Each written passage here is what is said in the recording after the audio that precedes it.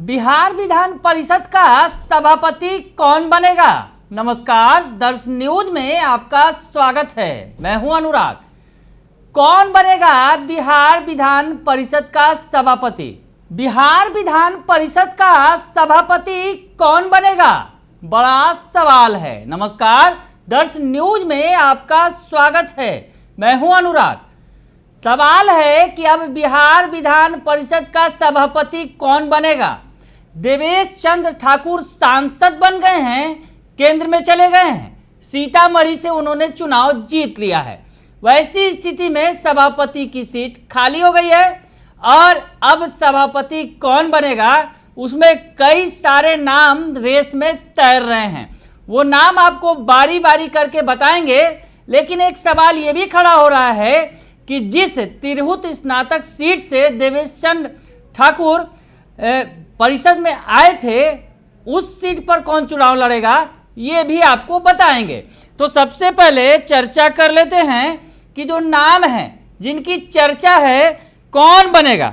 सबसे बड़ा एक नाम जो है तैर रहा है, अगर कहें देवेश चंद्र ठाकुर की जगह कौन लेगा, तो नाम नीरज कुमार का भी सामने आ रहा है। जी हाँ, नीरज कुमार जेडीयू के प्रवक्ता हैं, तेज तरार वक्ता हैं, वो इस रेस में सबसे आगे नजर आ रहे हैं। नीरज कुमार की हम बात कर रहे हैं। वैसे रेस में और कई सारे नाम हैं।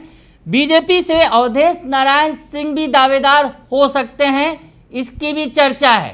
पूरी बात आपको बताएं, जिस तरह से जो खबरें निकल कर सामने आ रही है कि राम बच्चन राय जो वरिष्ठ सदस्य हैं, जेडीयू के मेंबर हैं, विधान पार्षद हैं, वो भी रेस में शामिल हैं। उसके अलावा गुलाम गौस के नाम पर भी चर्चा हो रही है।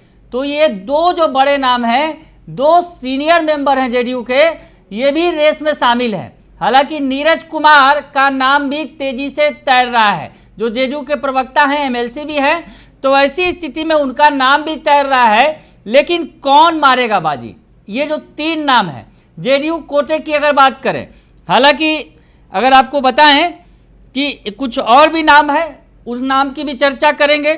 लेकिन राम बच्चन राय जो है वरिष्ठ हैं, जदयू के वरिष्ठ सदस्य हैं। उसके अलावा गुलाम गौस हैं, और गुलाम गौस को बनाकर कई सारे समीकरणों को साधा जा सकता है, इस पर भी ये भी चर्चा हो रही है।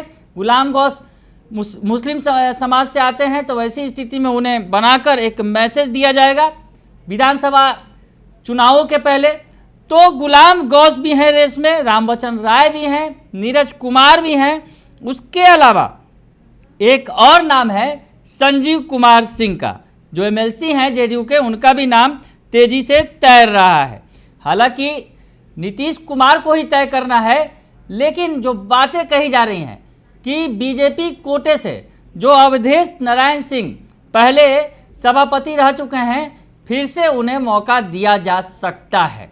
ऐसी स्थिति में क्या कुछ होगा, आखिरी फैसला तो नीतीश कुमार ही लेंगे। लेकिन ये जो नाम हमने बताया आपको, ये नाम तैर रहे हैं। तो नीतीश कुमार जिसे चाहेंगे वही विधान परिषद का सभापति बनेगा। बिहार विधान परिषद के सभापति के तौर पर शपथ लेंगे, वो कुर्सी पर बैठेंगे। वैसी स्थिति में जो नीतीश कुमार के नज़दीकी एमएलसी हैं, उनका कहना है कि इस सभापति की सीट पर जो योग्य व्यक्ति होगा, जो योग्य होगा, वो बैठेगा। यानी जो संजय गांधी एमएलसी, संजय गांधी का बयान आया, जो नीतीश कुमार के नज़दीकी एमएलसी हैं, उनका कहना है कि सभापति की कुर्सी पर जो योग्य व्यक्ति होगा वो बैठेगा, और इस पर जो फैसला, आखिरी फैसला होगा, वो सीएम नीतीश कुमार ही लेंगे। और ये बड़ा सवाल ये भी तैर रहा है कि ये जो सीट है, जो विधान परिषद की सीट, वो जेडीयू के पास ही रहेगी या बीजेपी के पास, ये भी बड़ा सवाल है। जैसा कि मैंने कहा कि जेडीयू से ये तमाम नाम तैर रहे हैं, लेकिन बीजेपी से अवधेश नारायण सिंह के नाम की भी चर्चा हो रही है। तो वैसी स्थिति में आगे क्या होगा, ये देखना दिलचस्प होगा।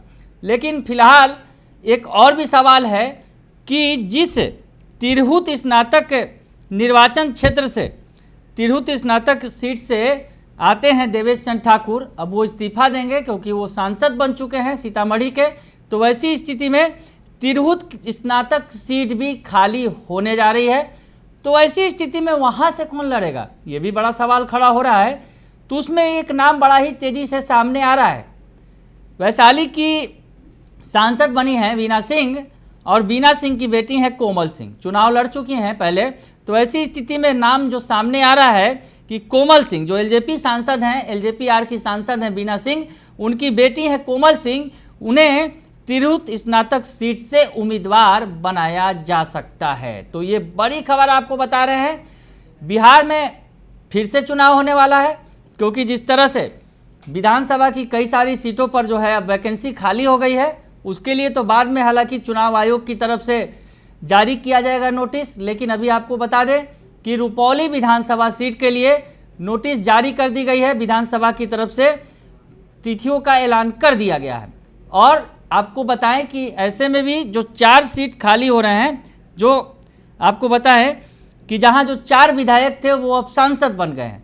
गया, जहानाबाद, आरा और बक्सर के जो सांसद हैं वो विधायक बन गए, विधायक हैं जो वो सांसद बन गए हैं। तो ऐसी स्थिति में अब वहाँ की कुर्सी वो छोड़ेंगे।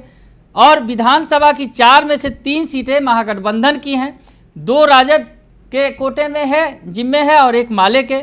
एनडीए में मांझी की हम वाली सीट है। इन चारों पर चुनाव होगा। यानी गया, जहानाबाद, आरा और बक्सर के जो सांसद चुने गए हैं वो पहले विधायक थे, तो अब उन सीटों पर चुनाव होगा। हालांकि उसके लिए चुनाव आयोग की तरफ से बाद में अधिसूचना जारी की जाएगी। लेकिन आपको बताएं कि रुपौली की सीट पर उपचुनाव होगा। बीमा भारती ने जेडीयू से इस्तीफा दिया था और राजद का दामन थाम लिया था।